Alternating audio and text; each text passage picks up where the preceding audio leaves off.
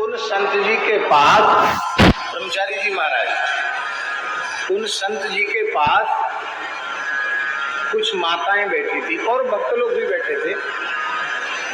गांव की 2-3 माताएं थी और वो माताएं कहने लगी कि आप कितने सिद्ध पुरुष हो इस क्षेत्र के कि हम सब आपको भगवान के जैसा मानते हैं, और साधुओं में कैसे कैसे टूट पटांग लोग घुसे हुए हैं। बाबा हम साधुओं की शिकायत करने आई। बाबा ने कहा क्या शिकायत?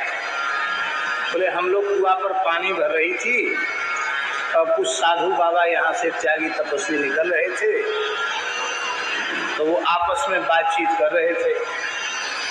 क्या कर रहे थे? बोले वो कह रहे थे अगली को छोड़ और पिछली को छोड़, बीच वाली को धर रगड़।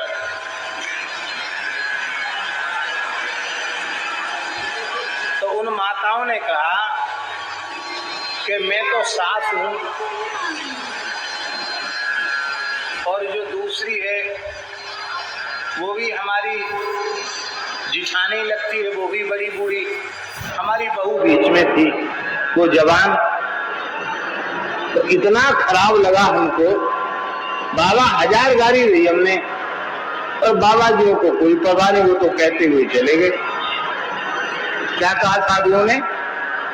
अगली छोड़ और पिछली छोड़, बीच की को धर रगड़। तो महाराज जी कहते हमने यही सत्संग सुना उन संत का। उन संत ने कहा कि तुमने संतों के वचनों में अपनी वासना वासित वृत्ति लगाई और ये बहुत बड़ा अपराध किया है, ये ठीक नहीं है। उनको तुम लोगों से कोई लेना देना नहीं।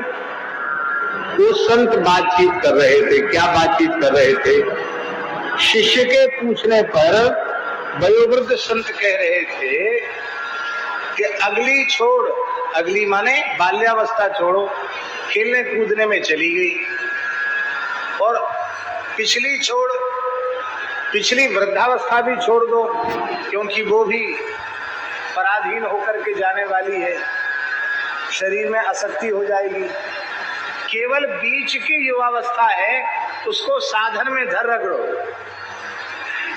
पर तुमने संत की वाणी को गलत अर्थ लगाकर अपने ऊपर ले लिया और इसलिए तुमने संतों का अपराध किया।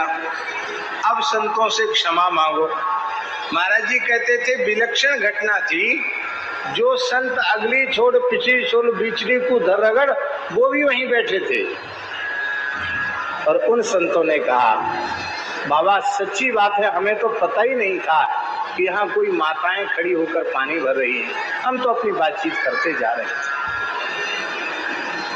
ये बहुत बड़ी चीज है, बीच की को धर रगड़।